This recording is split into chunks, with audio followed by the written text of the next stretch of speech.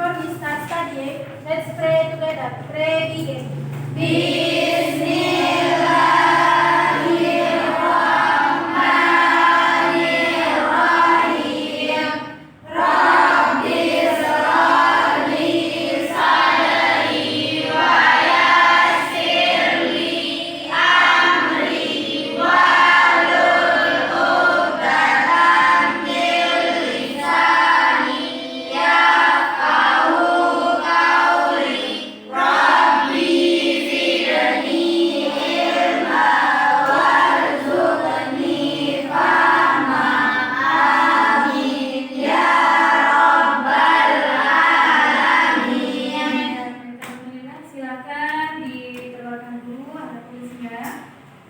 Kemudian buku bahasa Indonesia-nya juga, ya.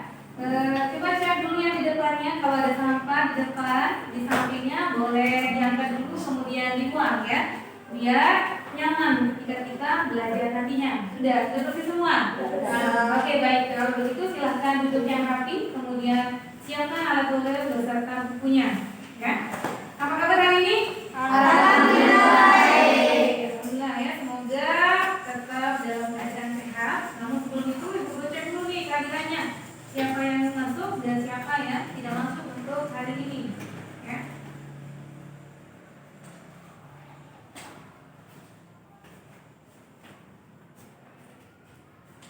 Oke, yang pertama ada Alifadin Fadlia. Kemudian ada Alif Diana Moza. Anggun Zahwara Muna.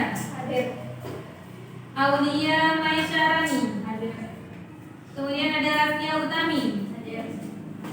Baik, alhamdulillah, ya, semuanya masuk. Tidak ada yang tidak masuk hari ini. 20 buah. Alhamdulillah, semoga kita tetap dalam keadaan sehat walafiat. Amin. Oke, alhamdulillah, ya. Jadi hari ini kita akan melanjutkan lagi pembelajaran kita yang sebelumnya, ya. Sebelumnya kemarin kita sudah belajar apa? Pidato. Kemudian apa lagi?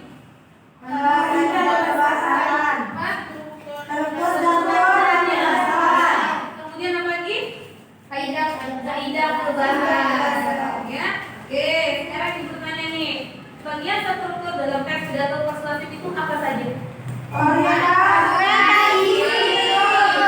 Penutup. Apa saja isi dalam pembuka?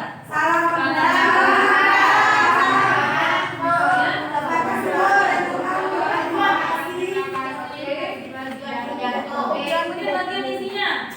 Yang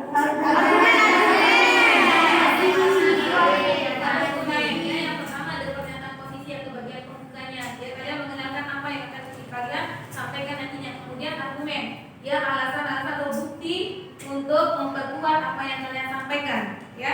Kemudian yang terakhir itu bisa dikatakan sebagai simpulannya, ya. Tapi manfaat kita belajar pidato persuasif ini itu belajar wawasan, wawasan, kemudian melatih percaya diri, ya. Luar biasa, ya, itu adalah salah satu manfaat yang bisa kita ambil. Kenapa kita belajar pidato persuasif? Baik, kita akan melanjutkan, ya. Laksanakan KD 4.4 yang menuangkan gagasan, pikiran, arahan atau pesan dalam pidato, lingkungan hidup, kondisi sosial, dan atau keragaman budaya secara lisan dan atau tulis dengan memperhatikan struktur dan kaidah kebahasaannya. Nah, itu yang akan kita pelajari untuk kalinya.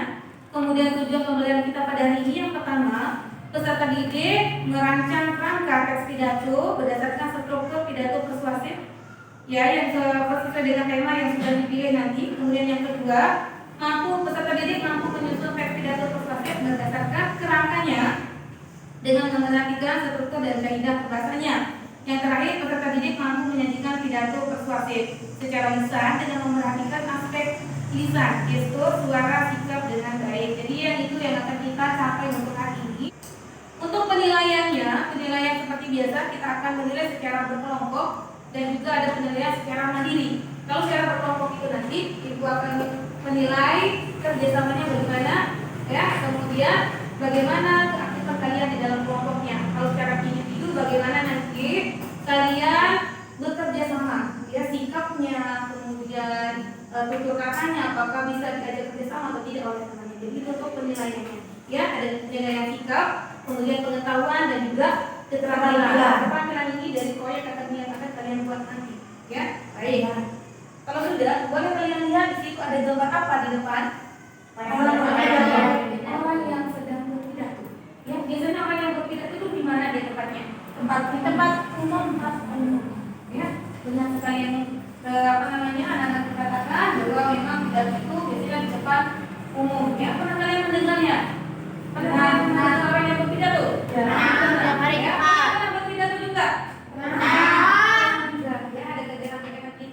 Yang mengharuskan kita untuk berbicara di depan umum, ya, sebagai oratornya, sebagai yang pembicaranya, ya. Kalau yang mendengarkan itu namanya siapa? Yang mendengarkan. Baik, jadi itu untuk yang berpidato, ya. Oke, lanjut. Nah, jadi kita akan langsung ke bagian langkah-langkah menulis teks pidato persuasif, ya. Jadi langkah yang pertama, nah di sini ada yang pertama. Ibu guru gambarkan sesuai dengan yang ini. Yang pertama itu akan pelajari topik. Jadi kalian akan menentukan topik atau temanya nanti. Kemudian yang kedua itu ketahui tujuannya. Tujuan kita berpidato itu apa? Isinya nanti itu apa? Kemudian kenali audiensinya. Ya, ini penjelasannya. Jadi yang pertama itu pilih topik. Topik bisa diambil dari masalah yang aktual, misalnya pendidikan, kesehatan, teknologi, sosial maupun budaya. Ya, contohnya misalnya ibu guru akan mengambil topiknya berkenaan dengan daur ulang sampah misalnya. Ya, jadi ibu guru akan mengambil topik sampah misalnya. Oke, setelah kita menentukan topiknya atau temanya nanti, nah tuliskan tujuannya. Tujuan sesuai dengan kelompoknya masing-masing. Kita silakan. Mana kelompok 1? Oke, segera ya ibu kasih waktu sampai dengan 10. Satu, dua, tiga, 4, 5, 5.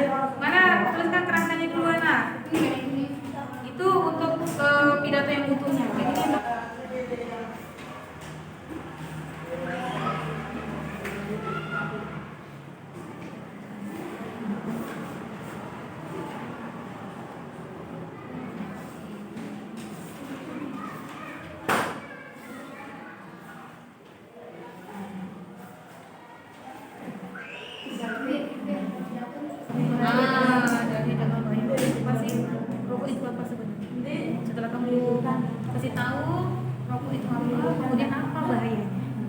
Ya, kenapa dia berbahaya? Ya, kenapa kan dia berbahaya? Setelah memutuskan itu, ajakannya apa? Kalau dia berbahaya, nanti kamu ajakannya apa? Ya, dia kalau berbahaya sudah berarti harus di.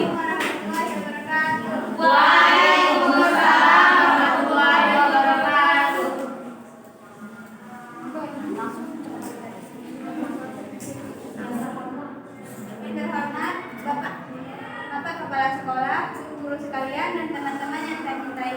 Pertama-tama, marilah kita panjatkan ucap serta puji syukur kita atas kehadiran Allah Subhanahu wa Ta'ala karena telah memberikan kita kesehatan sehingga dapat berkumpul di sini dengan sehat.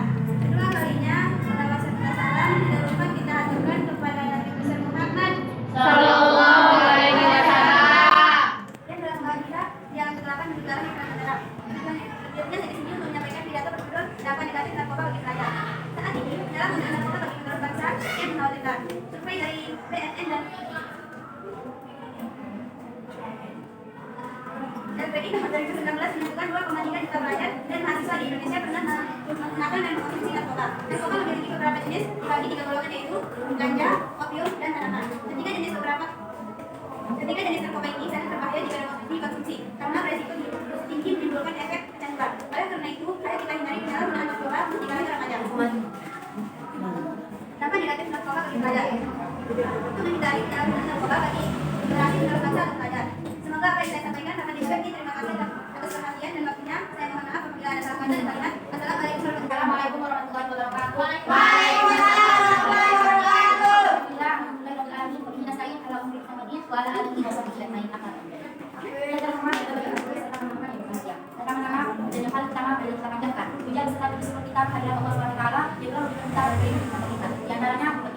Sehingga kita bisa berkumpul di tempat yang insya Allah. Kedua karena suami sih kesan kalau membutuhkan kepada Tuhan yang kayak Muhammad yang telah membawa kita dari alam kegelapan gelap di terang-terang yang artinya disebut binas pengadilan yang ingin menyampaikan sebuah pidato yang dampak sampah bagi lingkungan. Hadirin yang berbahagia, sampah menjadi salah satu masalah lingkungan yang sampai saat ini masih sulit diatasi. Kita sebagai manusia adalah penghasil sampah. Namun, yang menjadi masalahnya bukanlah sampah, melainkan perilaku orang yang membuang sampah sembarangan. Membuang sampah sembarangan dapat menyebabkan kerusakan, cedera fisik, penyebaran hama penyakit, dan dapat mencemari lingkungan. Oleh karena itu, marilah kita membuang sampah pada tempatnya, agar kita terhindari dari berbagai macam dampak-dampak yang buruk. Sekian dari saya, kurang lebihnya mohon maaf. Terima kasih atas perhatiannya. Wabillahi hidayah. Wassalamualaikum warahmatullahi wabarakatuh. Waalaikumsalam warahmatullahi wabarakatuh. Jadi tadi ada beberapa kelompok yang masih belum lengkap ya, ada yang bagian belum menyampaikan harapannya apa ya.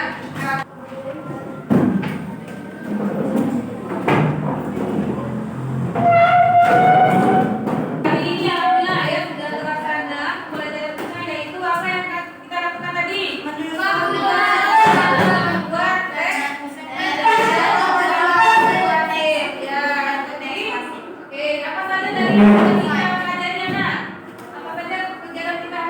Silakan satu orang boleh. Oke, apa saja langkah-langkahnya? Oke, apa saja langkah-langkahnya? Mencari tema atau menentukan ya, apa saja kendala yang kalian hadapi tadi ketika membuat sebuah tes pidato. Apa saja kendalanya? Pasti